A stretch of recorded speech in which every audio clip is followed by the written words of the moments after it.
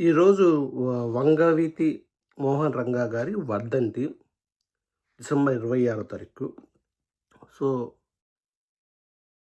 మన వంగవీటి రంగా గారిని ఎవరు చంపారు? ఎందుకు చంపారు? అసలు అతను ప్రజల్లోకి అత్యంత ఆదరణ ఎలా పొందారు? అతని గురించి పూర్తి వివరాలు మనం ఈరోజు తెలుసుకుందాం. దాంతో పాటు అతన్ని రంగా గారిని చంపడంలో ఎవరి పాత్ర ఉంది? ఎన్టీఆర్ కూడా ఒక పాత్ర ఉందని అప్పటి home minister Kodela Siva Nageswara Rao hand కూడా ఉందని చెప్పి ఇలా చాలా ఉన్నాయి. సో, వీటి గురించి చెప్పే ముందు మన రంగా గారి పూర్తి హిస్టరీ తెలుసుకుందాం. సో, ఈ వంగవీటి మోహన్ రంగా గారు చెప్పే ముందు బెదర్ గురించి చెప్పాలి. ఓకే.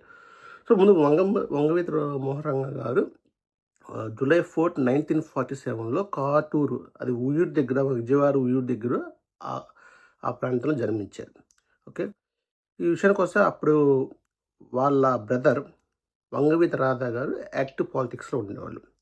ముఖ్యంగా అప్పుడు విజయవాడలో సిపిఐ పార్టీ మంచి ఫామ్లో ఉన్నది రాజకీయ పరంగా. సో, సిపిఐ పార్టీ అధ్యక్షుడు చలసాని వెంకటరత్నం. సో, చలసాని వెంకటరత్నం దగ్గర ఈ వంగవీటి రంగా గారి బ్రదర్ వంగవీటి రాధా గారు వర్క్ చేస్తూ ఉండేవాళ్ళు. అయితే అప్పట్లో వీళ్ళ ఆధిక్యం, కులపరంగా ఆధిక్యం కూడా ఎక్కువ ఉండేది. వాళ్ళు కులపరంగా ఆధిక్యం ఎక్కువ ఉండేది. అదిగాక వీళ్ళ అనుచుడు చలసాని వెంకటరత్నం అనుచుడు ఒకతను, అతని పేరు ఏదో పెద్ది వెంకటరత్నం సంథింగ్ అతను ఉంది. అతను ట్రాన్స్పోర్ట్ బిజినెస్లో డామినేషన్ చేసేవాడు. వంగవీటి రాధా డామినేట్ చేయటం, వంగవీటి రాధా తక్కువ చేయటం, ఇలా చేస్తూ ఉన్నాం. వంగవీటి రాధా చూసి అలా కులవీక్షణ చేయటం, ఇలా చూసి వంగవీటి రాధా అతని అనుచరులు వీళ్ళందరూ కలిసి ఈ చలసాని వెంకటరత్నంని, అతని అనుచుడిని ఇద్దరు చంపేశారు. అప్పటి నుంచి ఈ వంగవీటి రాధా గారు యాక్టివ్ పాలిటిక్స్లోకి వచ్చారు. జరుగుతున్న అప్పుడు ఇంకా కొంతకాలం తర్వాత ఈ చలసాని వెంకటరత్నం అనుచరులు వంగవీటి రాధా గారిని ఒక షెడ్లో చంపేశారు. ఆ తర్వాత నుంచి అతని సోదరుడు వంగవీటి మోహన్ రంగా గారు యాక్టివ్ పాలిటిక్స్లోకి వచ్చాడు. ముఖ్యంగా 1980 నుంచి యాక్టివ్గా రాజకీయపరంగా ఈ రంగా గారు రాజకీయాల్లోకి వచ్చారు. అయితే ఈ రంగా గారు రాజకీయ పరంగా ప్రజల్లో ఎంత ఆదరణ ఎలా వచ్చిందో చూద్దాం. అప్పట్లో రంగా గారు ముఖ్యంగా బలహీన వర్గాలు, అక్కడ ఇప్పుడు విజయవాడలో, ముఖ్యంగా విజయవాడ ప్రాంతంలో, విజయవాడ అంటే ముందు వచ్చే ఒక మాట, విజయవాడలో ప్రకాశం బ్యారేజీ అమ్మవారు ఎంత ఫేమస్, రంగా కూడా అంత, విజయవాడ రంగా గారు. ఎందుకంటే విజయవాడలో ముఖ్యంగా అప్పట్లో ఆటో నడిపేవాళ్ళు, రిక్షా నడిపేవాళ్ళు, ఇలా కార్మికులు, వీళ్ళందరికీ ఫ్యాక్టరీ చేసే కార్మికులు, వీళ్ళందరికీ సపోర్ట్గా నిలిచారు. వాళ్ళందరూ హక్కుల కోసం పోరాడారు. సో, అందుకే ఇప్పటికీ బలహీన వర్గాలకి అక్కడ రంగా గారు చాలా ఫేమస్ అయ్యారు. సో, వాళ్ళకి ఏ కష్టం వచ్చినా ముందు పోరాడేవాడు. సో, అతను అప్పుడు నేషనల్ కాంగ్రెస్ పార్టీ తరఫున నిలబడ్డాడు. సో, నిలబడి వీళ్ళకి అండగా ఉండేవాడు. అలాగే కాపు వర్గానికి సపోర్ట్ ఇచ్చేవాడని చెప్పి నేను కాపు వర్గాన్ని సపోర్ట్ చేస్తాను. సో, అందుకనే అప్పటి ప్రజలు, బలహీన వర్గాల ప్రజలు, ముఖ్యంగా విజయవాడ ప్రజలు, ఈ కాపు కులసులు అతను ఒక ఆరాధ్యదైవంగా భావించేవాళ్ళు. సో, అయితే ఈ రాధా గారు, వంగవీటి రంగా గారు రాజకీయాల్లోకి వచ్చినప్పుడు అతనితో పాటు దేవినేని చంద్రశేఖరం, దేవినేని రాజశేఖరం, దేవినేని గాంధీ, దేవినేని నెహ్రూ, అలాగే దేవినేని మురళి, వీళ్ళందరూ, అలాగే రంగా గారు, వీళ్ళందరూ కలిసి అప్పుడు యూనియన్ పార్టీ, ఒక యూనియన్ గ్రూప్లో ఉండేవాళ్ళు. వీళ్ళందరూ కలిసి అప్పుడు రాజకీయాలు నడిపేవాళ్ళు. అప్పుడు రాజకీయాలు నడిపేవాళ్ళు, అందరి గురించి తెలుసుకునేవాళ్ళు. సో, అయితే ఏమిటంటే అప్పుడు మళ్ళీ గొడవలు వచ్చినాయి. ఈ చంద్రశేఖర్ కొన్ని సిద్ధాంత ఇద్దరి మధ్య కాన్ఫ్లిక్ట్స్ వచ్చినాయి. వంగవీటి రంగా గారికి, నెహ్రూకి, దేవినేని చంద్రశేఖర్కి కాన్ఫ్లిక్ట్ వచ్చినాయి. ఈ గొడవల్లో దేవినేని మురళి అనే అతను ఏదో తప్పుడు వ్యాఖ్యలు చేశాడు వంగవీటి రాధా మీద. వంగవీటి రంగా మీద.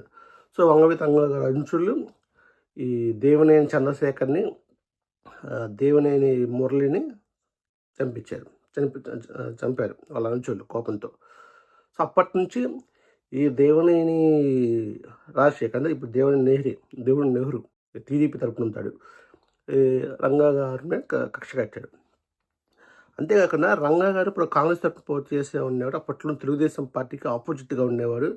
సో తెలుగుదేశం రాజకీయపరంగా ఇతను ఎదుగుతున్నాడు, ఫ్యూచర్లో పెద్ద హోదాలోకి వస్తారని చెప్పి కొంతమంది టీడీపీ నాయకులు కూడా రంగా గారి మీద కక్ష కట్టడం. ముఖ్యంగా అప్పుడు ఎన్టీఆర్ ప్రభుత్వం ఉండేది, మన నందమూరి తారక రామారావు గారు ఎన్టీఆర్ ప్రభుత్వం ఉండేది. అతను కూడా అవన్నీ గమనిస్తూ ఉన్నవాడు. అయితే ఇలా సో ఇప్పుడు ఆల్రెడీ అతనికి శత్రువులు పెరిగిపోయారు. ఈ దేవినేని నెహ్రూ, అలాగే టీడీపీలో కొంతమంది రాజకీయ నాయకులు, అంతేకాక అప్పట్లో చలసాని వాళ్ళకి సంబంధించిన కొంత అనుచరులు, వీళ్ళందరూ గుమ్ముగూడి రంగా గారిని ఎలా చంపాలని చెప్పి ప్లాన్ చేశాడు. అప్పటికే రంగా గారి అనుచరులను కూడా చంపేస్తూ ఉన్నాడు. అయితే సో ఇలా ఈ క్రమంలో రంగా గారు గిరిపురం గ్రామస్తులకు ల్యాండ్ డిస్ట్రిబ్యూషన్ గురించి వాటి గురించి పోరాడుతున్నారు. దానికోసం అతని ఇంటి దగ్గర నిరాహార దీక్ష, అతని విజయవాడలో బందర్ రోడ్ ఏరియాలో రఘురామయ్య పార్క్ దగ్గర అతని దగ్గర నిరాహార దీక్ష స్టార్ట్ చేశాడు. అప్పటికి ఆ నిరాహార దీక్షకి పోలీసులు ప్రొటెక్షన్ అడిగారు. పోలీసులు ప్రొటెక్షన్ అయితే కేవలం ఇద్దరు బాడీ గార్డులుగా పెట్టాడు. అప్పటికే రంగా మీద హత్య చేస్తుందని చెప్పి, కుట్ర చేస్తే జరుగుతుందని చెప్పి అందరికీ తెలుసు. అయినప్పటికీ అతనికి ఇద్దరు కానిస్టేబుల్ ఎక్కువ సెక్యూరిటీ ఇవ్వలేదు, ఇద్దరు కానిస్టేబుల్ని పెట్టాడు. సో రంగా గారు వాళ్ళ గిరిపురం ల్యాండ్ డిస్ట్రిబ్యూషన్ కోసం, అలాగే వాళ్ళ అనుచరులపై జరుగుతున్న హత్యల కోసం నిరాహార దీక్ష స్టార్ట్ చేశారు.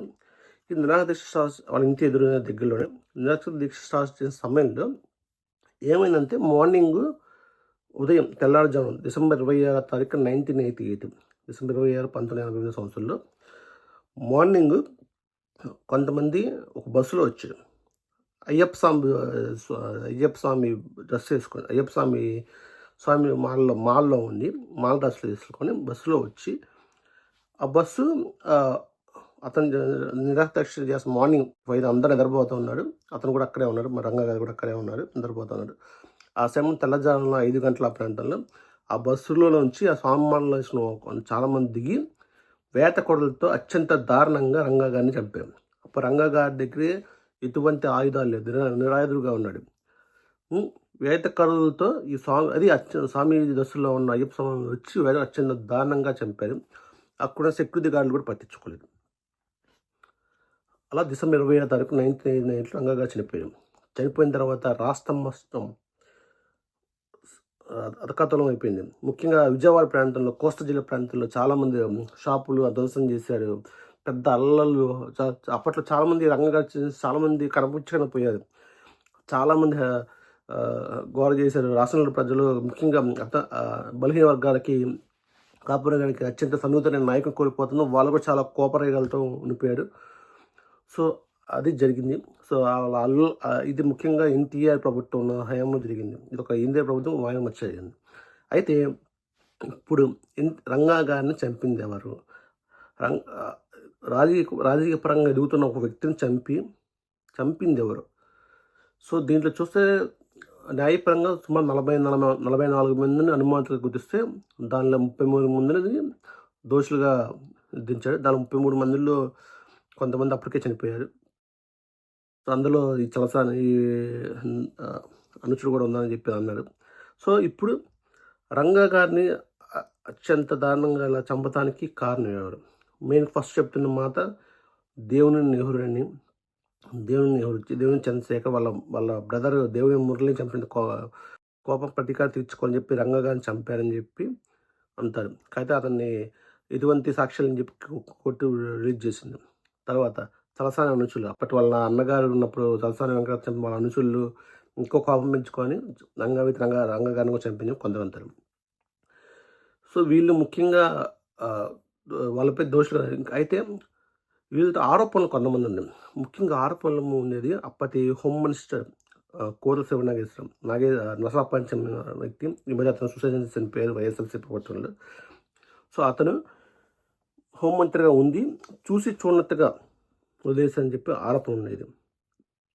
అప్పటి సిపిఐ బ్రౌన్ అనే వ్యక్తి, విజయవాడ సిపిఐ బ్రౌన్ అనే వ్యక్తి, అతన్ని కూడా పోలీసుల మీద ముఖ్యంగా పట్టించుకొని చెప్పి ఇంకా అది కాకుండా అప్పటి మాజీ మంత్రి హరిరామ్ జోగయ్య, అతను కాపూర్కి సంబంధించిన వ్యక్తి, అతను ఆత్మకథలో రాశారు. ఏమని రాశారంటే, కొంతమంది రంగా గారిని చంపాలని చెప్పి కొంతమంది తెలుగుదేశం, ఎందుకంటే అప్పుడు రాజకీయపరంగా ఎదుగుతున్నాడు, అతను నచ్చాలి, అతను చంపాలని చెప్పి కొంతమంది రాజకీయ నాయకులు ఎన్టీఆర్ దగ్గరికి వెళ్ళారని చెప్పి, ఎన్టీఆర్ గారు ఇలాంటి హత్య రాజకీయాన్ని ప్రోత్సహించని చెప్పారని చెప్పి అతను తన ఆత్మకథలో రాశారు. సో ఇలా కొంతమంది తెలుగు అది రాసిన బాగా చర్చ అయింది. సో కొంతమంది తెలుగుదేశం పార్టీ, అందులో ముఖ్యంగా దేవినేని నెహ్రూ ఎన్టీఆర్ గారిని అడిగని చెప్పి ఎన్టీఆర్ కోసం ఇచ్చని చెప్పి అన్నాడు.